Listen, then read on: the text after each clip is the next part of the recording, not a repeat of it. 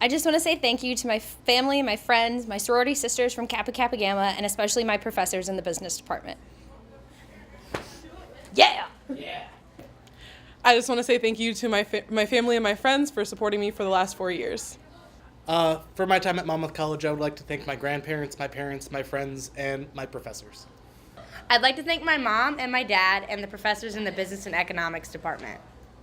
I would like to thank my mom and my dad who have supported me throughout all these years, and my professor Tim Pale, who has been an extreme help throughout getting through college, and my sorority sisters in Alpha Xi Delta.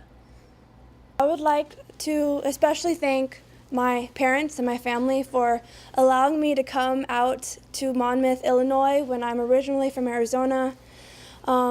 And especially my mom, because she was the only one that was on board with me and helped me throughout the 4 years and allowing me to stay here.